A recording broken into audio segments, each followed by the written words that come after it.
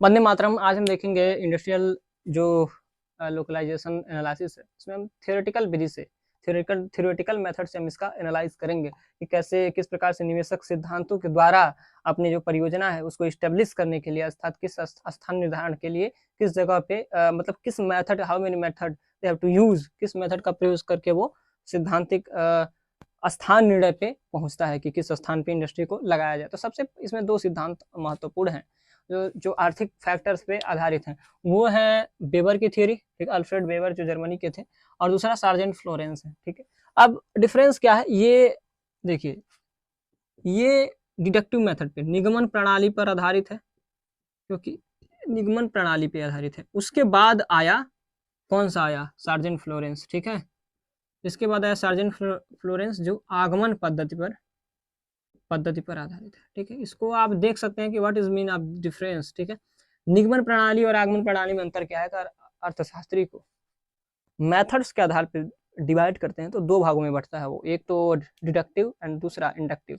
Deductive को हम निगमन प्रणाली बोलते हैं और इंडक्टिव को आगमन प्रणाली बोलते हैं। डिडक्टिव में जो प्रतिष्ठित अर्थशास्त्री हैं वो सारे लोग आते हैं। वो इसमें होता क्या है कि हमें जो सारी आलोचना, जैसे मान लीजिए कि उसमें कुछ मान्यताएं दी गई हैं, उसके अलावा अपने अनुमान लगा करके, माइंड में ऐसे अनुमान लगा करके मान्यताएं को लेकर के जो सिद्धांत दिया जाता है, तो उसकी जरूरी नहीं है कि वो वास्तविक जीवन में उसका प्रयोग हो, लेकिन आप माइंड में आप उसका वो अनुमान लगा करके अगर करते हैं तो उसे हम निगमनात्मक प्रणाली कहते हैं। और अगर आप उसका जाके एनालाइज करते हैं बिहेवियर थ्रू, अगर आप जाके उसका एक्सपेरिमेंट करके वास्तव में अगर आप देखते हैं कि वैसा हो रहा है, तो उसे हम इम्पीरिकल इन्वेस्टिगेशन बोलते हैं। और इम्पीरिकल इन्वेस्टिगेशन को हम आगमन पद्धति के द्वारा देखते हैं। ठीक है, तो आगमन पद्धति में क्या होता है, वास्तविक चीजों को देखा जाता है जो व्यवहार में पाई जाती है। ठीक है, आई होप आप लोगों को समझ में आ रहा होगा। तो इसीलिए जब निगमन प्रणाली पे दिया गया तो, और जब मान्य नहीं रहा, तो अब इसकी आगमन प्रणाली पे जब उसका व्यवहार में लाया गया तो ये बैठ नहीं रहा था, इसीलिए हमें सार्जेंट फ्लोरेंस ने इसको दिया है। ठीक है, अपने स्थानीयकरण विश्लेषण को दिया है। अब वेबर की थ्योरी क्या है, सबसे पहले वेबर ने इसको अल्फ्रेड वेबर जो जर्मनी के अर्थशास्त्री थे उन्होंने दिया था, लेकिन वो अपने मूल भाषा मतलब जर्मनी में दिया था। ठीक है, ये निगमन, जैसे कि आप जानते हैं कि ये निगमन प्रणाली पर आधारित है, लेकिन बाद में फ्रेडरिच ने इसको 1929 में ही इंग्लिश में कन्वर्ट किया या ट्रांसलेट किया। ठीक है, अब हम ऐसे देखते हैं कि इसमें आखिर है क्या। इसमें देखिए दो चीजें हैं। इसमें जो वेबर है उन्होंने दो तीन माध्यम से इन्होंने बताया है। सबसे पहला ये बताया है अपने थियरीज में, स्थानीयकरण विश्लेषण में इन्होंने ये बताया है। ठीक है, स्थानीयकरण विश्लेषण में इन्होंने बताया है सबसे पहले न्यूनतम परिवहन लागत, ठीक है, इसे हम ऐसे बोल सकते हैं क या ए। ठीक है, इसे ए भी बोल सकते हैं या क। दूसरा है स्थानीयकरण निर्धारण में श्रम लागत की भूमिका या श्रम लागत। ठीक है, और तीसरा है तीसरी चीज का उन्होंने उल्लेख किया है, वो है केंद्रीयकरण। इसे हम सेंट्रलाइजेशन और डिसेंट्रलाइजेशन बोलते हैं। ठीक, केंद्रीकरण और विकेंद्रीकरण। ठीक है, तो इन तीनों आधार पे इन्होंने विश्लेषण किया है। चूंकि जब अगर आप देखेंगे तो जो केंद्रीकरण है और विकेंद्रीकरण है, ये भी इसी स्थानीयकरण में भी स्थानीयकरण में ही आता है। तो स्थानीयकरण में मतलब क्या कि अगर बहुत सारे लोग एक ही जगह स्थानीयकरण में हैं, एक ही स्थान पे है, तो केंद्रीकरण किस बताता है स्थिति को। अगर बहुत सारे मतलब कि बहुत कम लोग हैं या नहीं के बराबर है, तो विकेंद्रीकरण की स्थिति। तो ये स्थिति भी किस स्थानीयकरण निर्धारण में ही पढ़ा जाता है, इन्वॉल्व किया जाता है। ठीक है, क्यों किया जाता है मैंने बताया है। अब न्यूनतम परिवहन लागत को दिया है। ठीक है, तो अब इन्होंने अपने सिद्धांत की समीक्षा की। देखिए आप इसका एक स्क्रीनशॉट ले लें, फिर हम इसको आगे देखते हैं। ठीक है, अब इन्होंने अपने सिद्धांत की समीक्षा की, और सबसे पहले अर्थात क में या ए बोल सकते हैं, तो इसमें ए में इन्होंने न्यूनतम परिवहन लागत की व्याख्या की है। और चूंकि अगर हम पहले देख लें कि तो किन चीजों को इन्होंने शामिल किया अपने सिद्धांत में, तो सबसे पहले इन्होंने देखिए लिया है कच्चे माल। ठीक है, परिवहन लागत की भूमिका में, अर्थात क या ए बोल सकते हैं। ए में कच्चे माल की भूमिका लिया है, उसके साथ परिवहन लागत, परिवहन सुविधा। ठीक है, परिवहन सुविधा या लागत हम बोल सकते हैं। ठीक है, और तीसरा है श्रम लागत या श्रम सुविधा। तो कच्चे माल और परिवहन सुविधा को इन्होंने क्या किया है, इसी में मान लिया है, अर्थात कच्चे माल को परिवहन सुविधा में कांस्टेंट मान के इसमें ईंधन भी शामिल है, तो इन सारी चीजों को परिवहन सुविधा में आप इसे बोल सकते हैं न्यूनतम परिवहन लागत में शामिल कर लिया है। ठीक है, इस सारी चीजें बोल सकते हैं, परिवहन सुविधा, परिवहन लागत, न्यूनतम परिवहन लागत, इन सारी चीजों को। अब क्योंकि इसमें न्यूनतम परिवहन लागत पर इक्विलिब्रियम होता है, इसीलिए हम इसे न्यूनतम परिवहन लागत भी बोल रहे हैं। और दूसरा श्रम लागत। तो सबसे पहले न्यूनतम परिवहन लागत को देखेंगे, फिर श्रम लागत को देखेंगे। ठीक है, अब शुरू करें। देखिए फर्स्ट स्टेज में होता क्या है कि उन्होंने न्यूनतम परिवहन लागत की बात की है, तो इस समय जब न्यूनतम परिवहन लागत की बात की है तो श्रम लागत को कांस्टेंट रखा है, स्थिर रखा है, उसमें कोई परिवर्तन नहीं हो रहा है।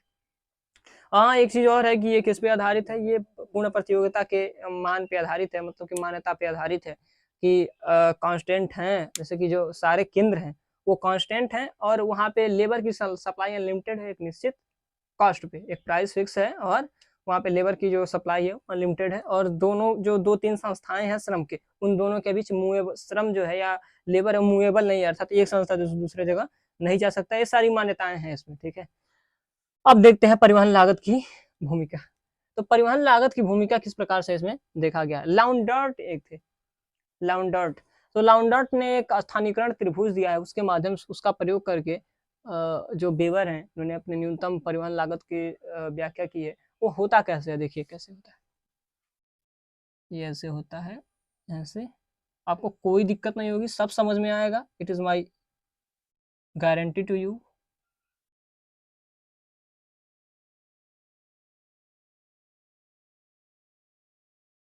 ठीक है, लेकिन बशर्ते आप इसको ध्यान से देखें। ये सीधा है, वो थोड़ा सा तिरछा हो गया।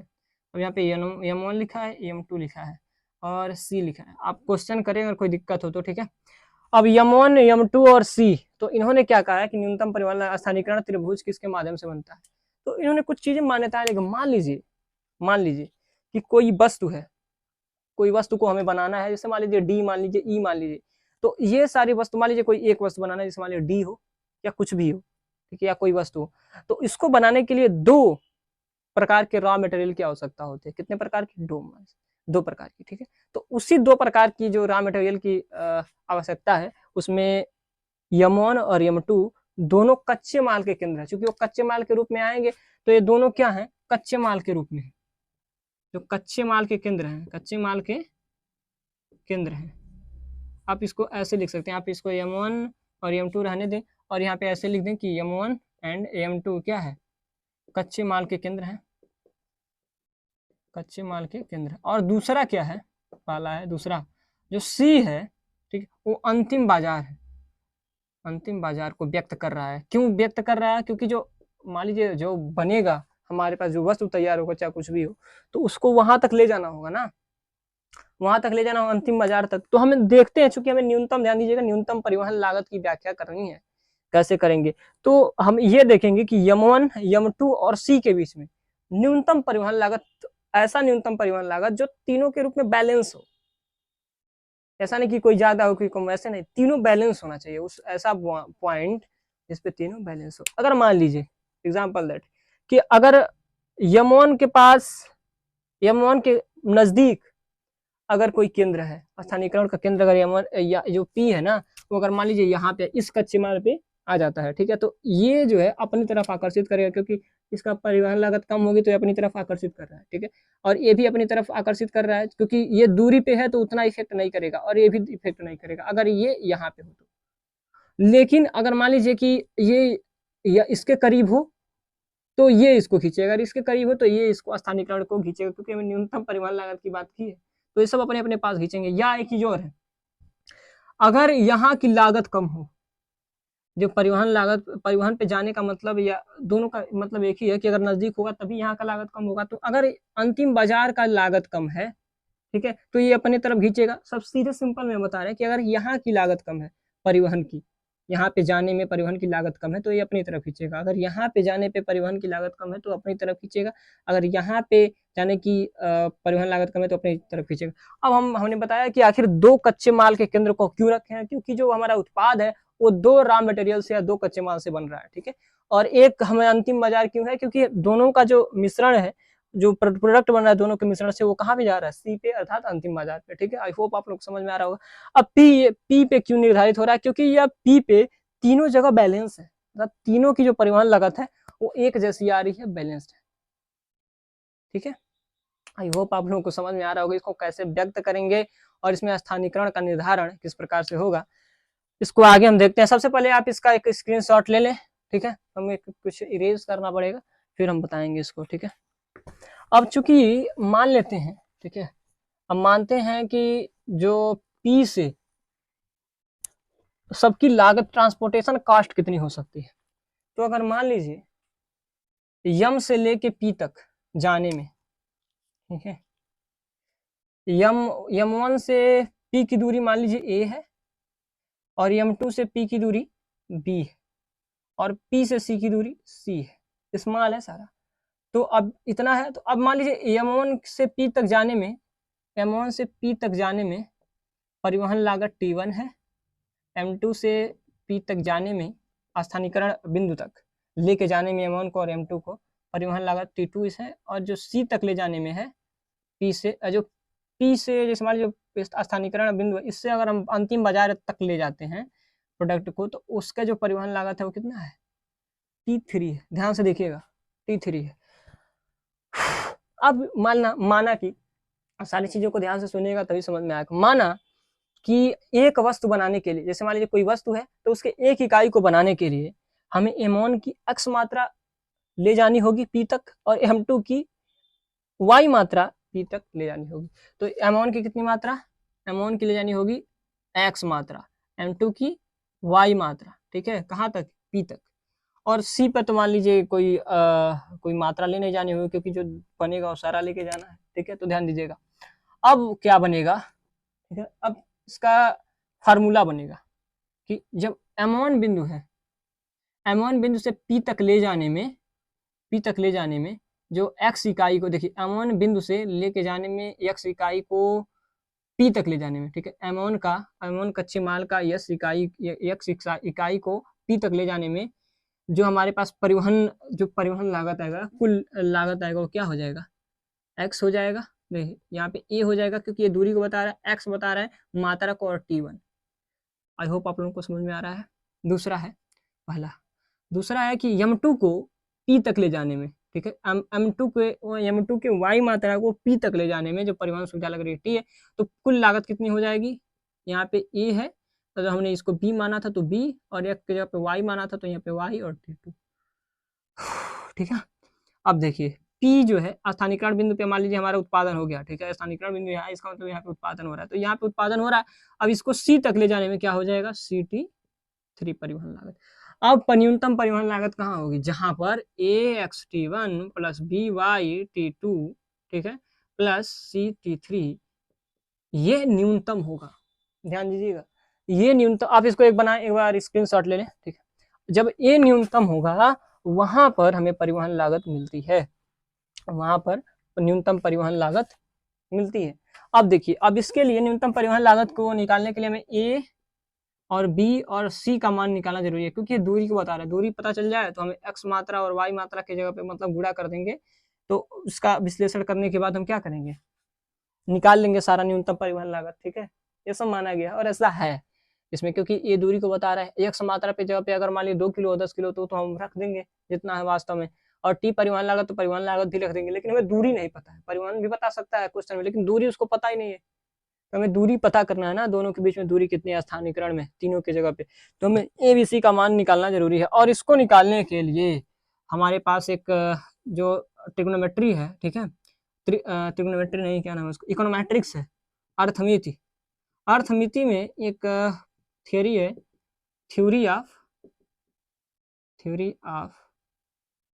आप ऐसे लिख सकते हैं, या थ्योरी ऑफ पैरेलेलोग्राम। देखिए पैरेलेलोग्राम,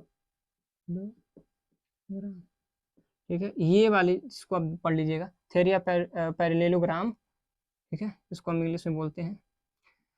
तो इसके माध्यम से हम इसको क्या कर सकते हैं, इसको और छोटा कर सकते हैं और A B C का मान को निकाल सकते हैं और इससे हमारे क्या निकल जाएगा, न्यूनतम परिवहन लागत निकल जाएगा। आई होप आप लोगों को समझ में आ रहा है। आप इसका एक स्क्रीनशॉट ले लें, फिर हम आगे देखेंगे। क्योंकि इसमें न्यूनतम परिवहन लागत पे इसमें इन्होंने ये भी बताया है कि जो इंडस्ट्री स्टेब्लिश कहाँ हो, कच्चे माल के पास हो, आखिर में कच्चे माल के पास हो या अंतिम बाजार के माल के पास। अब देखिए, अब इसको निकालने के लिए उन्होंने क्या किया है, अब इसका एक स्क्रीनशॉट लें, फिर हम बता रहे हैं क्या किया है। तो इसको निकालने के लिए उन्होंने दिया है पदार्थ गुणांक। देखिए आप जो वीडियो को फास्ट करने की मतलब कोशिश नहीं करिएगा, अब हम इसको साथ ही साथ बोलते जा रहे हैं तो आपको समझ में आएगा सारी चीजें, नहीं तो थोड़ा सा मिस करेंगे तो दिक्कत होगी। तो इस थियोरी को समझाने के लिए कि जो हमारा इंडस्ट्रियल लोकेशन है, या आप बोल सकते हैं इंडस्ट्रियल लोकेशन एनालिसिस में कहाँ पे इस्टेब्लिश किया जाए, कच्चे माल के पास या रॉ मटेरियल इंस्टीट्यूशन के पास इस्टेब्लिश किया जाए कंपनी, या जो है फाइनल मार्केट में हम इसको स्थिर करें, किसके पास हम स्थिर करें। तो इसके लिए इन्होंने बताया कि किस जगह पे इसका स्थानीकरण होगा अगर न्यूनतम परिवहन लागत को शामिल करें केवल तब। ठीक है, तो इसके लिए उन्होंने क्या किया है, पदार्थ गुणांक दिया है, पदार्थ गुणांक दिया है, या और इसका बराबर होता है कच्चे माल का भार अपान अंतिम उत्पाद का भार। ठीक है, ऐसा ही है। तो इन दैट केस अगर मान लीजिए इस पदार्थ गुणांक का मान हम इसको रख देंगे, और फिर अगर इसका मान 1 से अधिक आ रहा है तो एक कच्चे माल के केंद्र पर स्थापित होगा फैक्ट्री, और अगर 1 से कम आ रहा है तो अंतिम उत्पाद जो अंतिम बाजार है उसके केंद्र पर इस्टेब्लिश होगा या स्थानीकरण किया जाएगा। ठीक है, आई होप आप लोगों को ये चीजें समझ में आ रही हैं। ठीक है, अब हम देखते हैं दूसरा, जैसे कि मान लीजिए दूसरा है ना वो जिसमें श्रम लागत को शामिल किया गया, उसको हम देखते हैं जो दूसरे स्टेप की तरफ जो दूसरा पॉइंट है वेबर की थ्योरी में, उसको हम देखेंगे कि वेबर ने औद्योगिक स्थानीकरण निर्धारण में श्रम लागत की भूमिका को इसमें स्पष्ट किया है। तो किस प्रकार से स्पष्ट किया है, देखिए सबसे पहले जब हम उसका निर्धारण कर रहे थे न्यूनतम स्थानीकरण का निर्धारण, ठीक है, वेबर के थ्योरी में, तो जो पहला स्टेप था तो उसमें केवल न्यूनतम परिवहन लागत के आधार पर देख रहे थे। तो उसमें एक कॉस्ट था, तो वो कॉस्ट किसके आधार पर, केवल परिवहन सेवा को लेता था। ठीक है, केवल परिवहन को लेता था। लेकिन जैसे श्रम में आएंगे, जैसे कि श्रम लागत की भूमिका को देखेंगे, तो परिवहन तो पहले ही है, तो परिवहन के साथ साथ हम क्या करेंगे, श्रम लागत को भी शामिल करेंगे। और जब श्रम लागत को शामिल करेंगे और फिर दोनों जगह पे शामिल करेंगे कि कहाँ पे अधिक है परिवहन लागत, और परिवहन लागत तो हर जगह रहेगा, तो कहाँ पे परिवहन लागत अधिक है, परिवहन लागत और श्रम लागत अधिक है, और कहाँ पे परिवहन लागत और श्रम लागत कम है। जहाँ पे कम होगा वहां पे स्थानीयकरण निर्धारण होगा, जहाँ उसकी लागत अधिक होगी वहां पे नहीं होगा। तो चलिए ठीक है, अब देखते हैं इसको हम नेक्स्ट स्टेप में। अब इसको देखने के लिए सबसे पहले हम देखेंगे कि यहाँ पे D1 हम उसके कुछ सूचक देख लेते हैं कि D1 और D2 क्या है। ये परिवहन सेवा को व्यक्त कर रहा है। ये कहाँ के परिवहन सेवा को व्यक्त कर रहा है, दो, क्योंकि एक जो परिवहन सेवा है वो न्यूनतम परिवहन लागत बिंदु पर है, और दूसरा जो है वो सस्ते श्रम जो बिंदु है उस पे है, अर्थात न्यूनतम श्रम लागत का जो पॉइंट है उस जहाँ पे श्रम लागत है वहां पे है, श्रम केंद्र पर, सस्ते श्रम केंद्र पर। दूसरा W1 W2 क्या है, ये है कार्य की दर, मजदूरी की दर है दोनों केंद्रों पे, एक सस्ते श्रम केंद्र पर और एक न्यूनतम परिवहन लागत केंद्र पर। दूसरा T है, T क्या है, ये दोनों केंद्रों पे, इसको दोनों केंद्रों पे परिवहन की दर है, परिवहन लागत की दर। ठीक है, परिवहन लागत की दर। अभी हम इसको स्पष्ट करेंगे। H क्या है, जो वस्तु अंतिम उत्पाद है उसके एक इकाई को बनाने में लगने वाला जो कार्य है या घंटा है उसको शामिल किया गया है। अब इससे क्या बनता है, इक्वेशन बनता है, इससे 2-3 चीजें बनती हैं। सबसे पहले आप इसका स्क्रीनशॉट ले लें, फिर हम इसको 2-3 चीजों को एक ही साथ समझाएंगे तो समझ में आएगा। ठीक है, अब इसका स्क्रीनशॉट ले लें, फिर चलिए देखते हैं। इसमें हम ये देखेंगे कि 2 चीज देखना है, कि हमें देखना है कि जो स्थानीयकरण है वो न्यूनतम परिवहन बिंदु पर ही रहेगा या सस्ते श्रम केंद्र पर जाएगा। तो ये तब जाएगा जब सस्ते श्रम केंद्र पर जाने पे अगर हमारी बचत अधिक होगी तभी तो वहां पे कोई जाएगा, नहीं तो क्यों जाएगा। तो बस इसी को हम देखेंगे। ठीक है, तो सबसे पहला हम देखते हैं, तुलना करेंगे किसमें लागत ज्यादा आ रहा है। तो सबसे पहले हम देखते हैं न्यूनतम परिवहन लागत पे कैसा आ रहा है लागत, ठीक है। न्यूनतम परिवहन लागत केंद्र पर, ठीक है, केंद्र पर देखेंगे सबसे पहला। और दूसरा हम कहाँ देखेंगे, दूसरा हम देखेंगे कि सस्ते श्रम केंद्र पर, सस्ते श्रम केंद्र पर, ठीक है, दूसरा। अब इन दोनों में हम मैच करेंगे। क्यों दोनों को देख रहे हैं, क्योंकि हम देखेंगे कि इस पे लागत कम आ रही है कि इस पे, जहां पे लागत कम आ रही है वहां पे हम इंडस्ट्री लाके बैठाएंगे, ठीक है। तो ध्यान दीजिएगा। अब न्यूनतम परिवहन लागत कैसे निकालेंगे, पहले तो केवल परिवहन लागत शामिल था, लेकिन जब इसमें श्रम लागत की भूमिका आ गई तब श्रम लागत हो गया था। टोटल कास्ट इक्वल टू क्या हो गया, परिवहन लागत उसके साथ साथ श्रम लागत, ठीक है। तो अब हम न्यूनतम परिवहन केंद्र पर हम क्या करेंगे, न्यूनतम परिवहन केंद्र पर क्या निकालेंगे, देखिए न्यूनतम परिवहन केंद्र पर परिवहन लागत की भूमिका, ठीक है। परिवहन लागत, परिवहन लागत क्या होगा, देखिए हमने बताया था आपसे कि परिवहन लागत की जो दर है, देखिए यहाँ पे परिवहन लागत इक्वल टू होता है परिवहन की दर, अर्थात परिवहन लागत की जो दर है उसको शामिल करेंगे, उसके अलावा परिवहन सेवा, ठीक है, उसका गुणा करेंगे परिवहन सेवा। तो परिवहन लागत की दर कितना है टी, और जो परिवहन सेवा है उसको हमने D1 से प्रदर्शित किया है, ठीक है, किसके लिए, न्यूनतम परिवहन केंद्र के लिए। तो ये कितना हो जाएगा, TD1 हो जाएगा, ठीक है, ध्यान से देखिएगा। नंबर दूसरा हम क्या शामिल करेंगे, न्यूनतम परिवहन केंद्र पर, ठीक है, न्यूनतम परिवहन केंद्र पर श्रम लागत की भूमिका, ठीक है, श्रम लागत की भूमिका। अब इसमें क्या करेंगे, बस वही है, इसमें अब श्रम की भूमिका देखेंगे तो हम देखेंगे कि श्रम की दर, अर्थात श्रम की दर है ना W1, श्रम की दर गुणे कुछ उसने जितना काम किया है, अर्थात कुल कार्य घंटे में अगर हम देखेंगे तो H हो गया।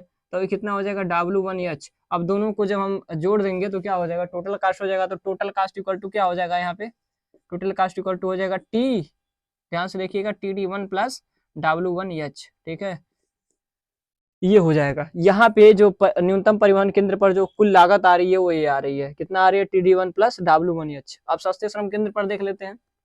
सबसे पहला सस्ते श्रम केंद्र पर,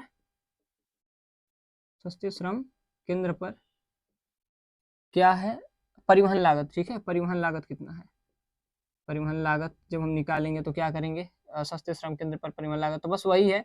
तो यहाँ पे जो टी है यहाँ पे टी ही रहेगा, और अर्थात श्रम की दर, परिवहन सुविधा की दर, या ऐसे बोल सकते हैं परिवहन लागत की दर, और उसके साथ साथ हम क्या करेंगे, जो परिवहन सेवा है उससे गुणा करेंगे, ठीक है। तो परिवहन सेवा की दर, परिवहन लागत की दर, ठीक है, और उसके अलावा परिवहन सेवा से अगर गुणा करेंगे तो क्या हो जाएगा, हमें सस्ते श्रम केंद्र पर परिवहन लागत पता चल जाएगा, तो हो जाएगा TD2, ठीक है।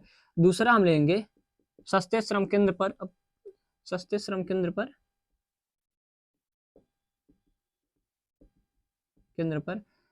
श्रम लागत की भूमिका,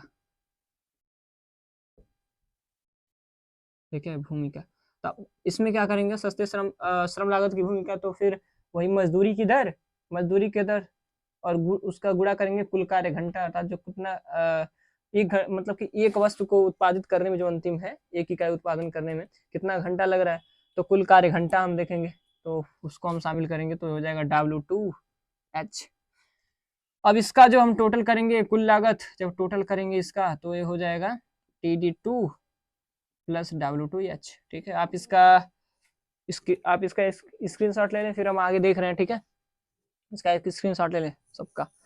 अब चलिए, अब हम देखते हैं कि दोनों को हम सबसे पहले हम तुलना करेंगे, ठीक है, कंपेयर करेंगे कि कहाँ पे इस्टेब्लिश किया जाएगा फैक्ट्री को। तो सबसे पहले है TD1, देखिए यहाँ पे TD1 plus W1H if it is greater than TD2 plus W2H। In that case क्या होगा कि जो परिवहन लागत है, जो परिवहन के न्यूनतम परिवहन केंद्र है वहाँ पे लागत अधिक आ रही है, ठीक है, किसके तुलना में, सस्ते श्रम केंद्र की तुलना में।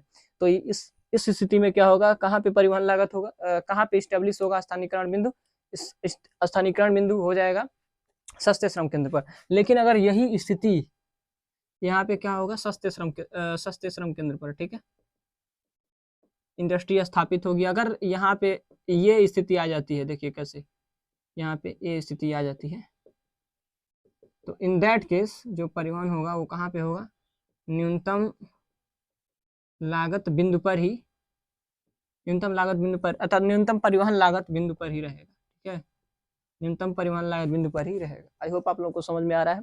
अब नेक्स्ट स्टेप देखिए, 2-3 तरीके से निकालने के लिए बताया गया है, तो आप इसका सबसे पहले स्क्रीनशॉट ले लें, फिर हम आगे का जो आगे की नियम है, आगे की थियरीज है, किस प्रकार से निकाला गया है उसको हम देखते हैं। ठीक है, दूसरा है चित्र के द्वारा।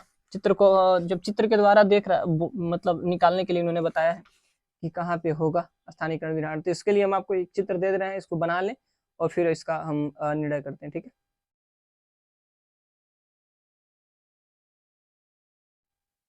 चलिए जो हमारा चित्र है, तो स्थानीयकरण त्रिभुज ऐसे है, क्योंकि इसमें हम केवल श्रम की भूमिका को देखेंगे। ठीक है, तो यहाँ पे P1 है, अर्थात स्थानीयकरण केंद्र है, और फिर दूसरा ये है, तीसरा ये है, चौथा ये है, और पांचवा गोला ये है, और इसे हम बोलते हैं कि पेंडेंट। ठीक है, आइसोपेंडेंट बोलते हैं इसको। जो सारा गोला है, ये सारा गोला ये बता रहा है कि प्रत्येक केंद्र पर जैसे जैसे ही अगर आप जितना प्रत्येक गोला है, जितना भी परिधि है, प्रत्येक परिधि, जैसे मान लीजिए पहले परिधि में अगर रहते हैं, पहले आइसोडेपेंसी से परिधि को हम क्या बोलते हैं, आइसोपेंडेंट। तो पहले आइसोपेंडेंट में एक इकाई के बराबर लागत में वृद्धि हो रही है। किसके लागत में वृद्धि हो रही है, जैसे कि मान लीजिए स्थानीयकरण बिंदु से अगर हमारा सेटल होता है श्रम केंद्र पर, अगर श्रम केंद्र यहाँ है, तो यहाँ पे अगर जाएंगे तो एक इकाई के उत्पादन के 1 इकाई के बराबर वृद्धि हो रही है। ठीक है, परिवहन की लागत में। ठीक है, यहाँ से वहां जाने में। अगर यहाँ से दूसरे में जाते हैं तो दूसरे में 2 इकाई की वृद्धि हो रही है, यहाँ पे 1 इकाई, यहाँ 2 इकाई, यहाँ 3, यहाँ 4 और यहाँ पे 5। तो यहाँ पे क्या हो रहा है, 2 इकाई बढ़ रही है। तीसरे में जाते हैं 3 इकाई, चौथे में 4 इकाई, पांचवें में 5 इकाई, क्योंकि समान बढ़ रही है ना, तो इसीलिए इस तरीके से समान इकाई में बढ़ रहा है जितना आइसोपेंडेंट है। तो अब श्रम केंद्र कहाँ होगा, देखिए इजी रूप में अगर हम इसको बताएं कि कहाँ पे स्थापित होगा स्थानीयकरण, हमारा उद्योग कहाँ लगेगा, तो अगर मान लीजिए कोई ऐसा स्थान है, कोई ऐसा श्रम केंद्र है जहाँ पे अगर आप इंडस्ट्री लगाते हैं तो 4 इकाई के बराबर बचत हो रहा है, 4 इकाई के बराबर बचत हो रहा है। ठीक है, वहां पे ले जाने पे इंडस्ट्री, तो तभी वहां पे इंडस्ट्री कोई लगाएगा जब वो चौथा आइसोपेंडेंट है उसके अंदर हो। उसके बाहर होगा तो लॉस होगा, क्योंकि जितना बचत हो रहा है उससे ज्यादा हानि हो रही है हमारी ना, तो इसीलिए उसके चौथे से बाहर नहीं जा सकते, उसके अंदर ही अगर कोई रहेगा, कोई स्थित अगर श्रम केंद्र हो तो उस पर हम जा सकते हैं। ठीक है, तो हमें हानि नहीं, लाभ होगा। आई थिंक आप लोग को समझ में आ रहा है। आप इसका एक स्क्रीनशॉट ले लें, फिर आपको हम एक और चीज है उसके माध्यम से, जिसे हम श्रम गुणांक बोलते हैं, उसके माध्यम से इसमें बताया गया है। तो तीसरा चीज है जिसके माध्यम से इन्होंने बताया है स्थानीयकरण विधि को, अर्थात में भी स्थानीयकरण विधि में श्रम लागत की भूमिका को, उसको हम देखते हैं। श्रम गुणांक बराबर क्या होता है, इन्होंने श्रम का गुणांक निकाला। तो श्रम गुणांक बराबर क्या है, देखिए यह श्रम गुणांक कुछ नहीं है, बहुत ईजी। देखिए हम यहाँ पे लिखेंगे श्रम की लागत अपान स्थानीयकरण भार। स्थानीयकरण भार कितना, जहाँ पे स्थानीयकरण हुआ है उसका भार उतना, उसका वेटेज कितना मिल रहा है, इसको उसके हिसाब से निकालेंगे। अब स्थानीयकरण भार इक्वल टू आखिर होता क्या है, ठीक है, स्थानीयकरण भार इक्वल टू वाट, यहाँ पे हो जाए कच्चे माल का भार। अब इस हम शॉर्ट में लिख रहे हैं, आप बढ़िया से लिख लीजिएगा, कच्चे माल का भार प्लस अंतिम उत्पाद का भार। ठीक है, अंतिम उत्पाद का भार, और अब बट्टे में अंतिम उत्पाद का भार। ठीक है, अंतिम उत्पाद का भार लिख लेंगे। ये क्या है, स्थानीयकरण भार को बता रहा है। अब इसको ऐसे ही वो लिख सकते हैं, स्थानीयकरण भार इक्वल टू कच्चे का माल और अंतिम उत्पाद का भार। आपको पता है किसमें देखे हैं, पदार्थ गुणांक में। तो जब पदार्थ गुणांक में देखे हैं तो यहाँ पे पदार्थ गुणांक लिख देंगे और इसके लिए +1 लिख देंगे। तो अब देखिए इसका मान जितना अधिक होगा, ठीक है, इसका मान जितना अधिक होगा, इसका मतलब ये है कि श्रम गुणांक का मान जितना अधिक होगा, इसका मान मान लीजिए जितना अधिक हो रहा है, तो ध्यान, इसका मान जितना अधिक हो रहा है तो वो जो स्थानीयकरण बिंदु है वो श्रम के जो श्रम स्थान है, अर्थात सस्ता श्रम स्थान है, उस पर ज्यादा आकर्षित होगा रेदर देन न्यूनतम परिवहन लागत के। लेकिन अगर इसका मान बहुत कम है, तो उस स्थिति में क्या होगा, उस स्थिति में वो न्यूनतम परिवहन लागत पर ही बना रहेगा। आई थिंक हमने पूरा देख लिया है, 2-3 विधि से इन्होंने बताया है पूरा बढ़िया से। अब फिर हम इसका जो तीसरा पॉइंट जिसे हम ग बोल सकते हैं या सी बोल सकते हैं, वो है श्रम केंद्रीकरण और विकेंद्रीकरण का माप। ठीक है, केंद्रीकरण और विकेंद्रीकरण का माप। कोई दिक्कत अगर हो कि समझ में ना आए तो आप जरूर कमेंट करें, या एक बार और 2 बार और देख लें या किताब पढ़ लें तो समझ में आ जाएगा। ठीक है, अब देखिए तो ग हम देख लेंगे केंद्रीकरण करण एवं विकेंद्रीकरण की स्थिति का मूल्यांकन। ठीक है, की स्थिति का मूल्यांकन भी इन्होंने किया है। ठीक है, अब इस स्थिति में हम देखें केंद्रीकरण विकेंद्रीकरण में, तो इन्होंने 2 तत्वों को शामिल किया है। सबसे पहला है कि आंतरिक बचतें, अर्थात आंतरिक आर्थिक बचतें। हाँ, इसे केंद्रीकरण विकेंद्रीकरण की स्थिति का मूल्यांकन हम बोल सकते हैं evaluation of centralization and decentralization. ठीक है, इन इंडस्ट्रियल लोकलाइजेशन एनालिसिस। ठीक है, और उसके अलावा हम देख सकते हैं कि आंतरिक आर्थिक बचतें, हम बचतें क्यों बोल रहे हैं, कई जगह बचतें को मितव्ययिताएं भी बोला जाता है, लेकिन मितव्ययिताएं बहुत कम लोग समझ पाते हैं, इसीलिए हम इसे बचत लिख रहे हैं। तो आंतरिक आर्थिक बचतें हैं। और दूसरा कारण हो सकता है कि बाह्य आर्थिक बचतें या बाह्य इकाइयों के द्वारा आर्थिक बचतें मिल सकती हैं या मितव्ययिताएं मिल सकती हैं। ठीक है, तो आंतरिक मितव्ययिताएं भी बस हो सकती हैं और बाह्य मितव्ययिताएं के, इन दोनों के कारण ही केंद्रीकरण विकेंद्रीकरण की स्थिति मतलब पाई जा सकती है। देखिए ये स्थिति क्या है, इसका मतलब ये है कि केंद्रीकरण विकेंद्रीकरण, जैसे मान लीजिए कि कोई भी चीजें हमारे पास, अगर मान लीजिए कोई इंडस्ट्री है, ठीक है, तो आसपास सारी चीजें मिल रही हैं, जब सारी मान लीजिए सस्ता श्रम मिल रहा है, जो विद्युत ऊर्जा मिल रही है, ये सारी चीजें मतलब सस्ते मिल रहे हैं, तो इस तरीके से बाह्य आर्थिक बचतें जब हो, तो बाह्य आर्थिक बचतें हो, क्योंकि श्रम के में पैसा कम लग रहा है, ट्रांसपोर्टेशन में एनर्जी में जल्दी मिल जा रहा है, उसमें भी ट्रांसपोर्टेशन में श्रम भी सस्ता मिल जा रहा है, तो इसका मतलब ये भी ट्रांसपोर्टेशन में, क्योंकि वहां पे है ना इंडस्ट्री कई सारी हैं, तो श्रम बहुत ज्यादा उपलब्ध है, तो इसीलिए। ठीक है, तो बाह्य आर्थिक बचतें हो रही हैं, इसके कारण उसके क्या हो रहा है, केंद्रीकरण की स्थिति, अर्थात बहुत सारे उद्योग वहां पे आने की प्रयास करेंगे। लेकिन अगर ऐसा हो कि जब यही धीरे धीरे जब क्या हो जाता है कि जब मान लीजिए श्रम तो आएंगे, सारी चीजें मिल रही हैं, लेकिन अब वो अपना फायदा उठाएंगे, जब अन्य सारी चीजें हैं, जैसे मान लीजिए बिजली का बिल मतलब हो रहा है, और फिर जो तेल जैसे आपके ईंधन के रूप में तेल दे रहे हैं, और बहुत से कच्चे माल के निर्यात है, बहुत सारी चीजें हैं, तो ये तो दे रहे हैं फैक्ट्री को, लेकिन एक ऐसी स्थिति आएगी जब उन सारी चीजों की मांग बढ़ जाएगी, तो वो अपने मूल्य को बढ़ाएंगे, और जैसे जैसे मूल्य को बढ़ाएंगे उस स्थिति में उस वस्तु का मतलब मूल्य बढ़ता जाएगा उनके वस्तुओं का, तो उस स्थिति में इन लोगों को इन लोगों को हानि होने लगी, जैसे ही हानि होने लगी ये लोग वहां से छोड़ के चले जाएंगे। आई होप आप लोगों को समझ में आ रहा होगा इस केंद्रीकरण और विकेंद्रीकरण की स्थिति को। आज के लिए बस इतना ही। वंदे मातरम।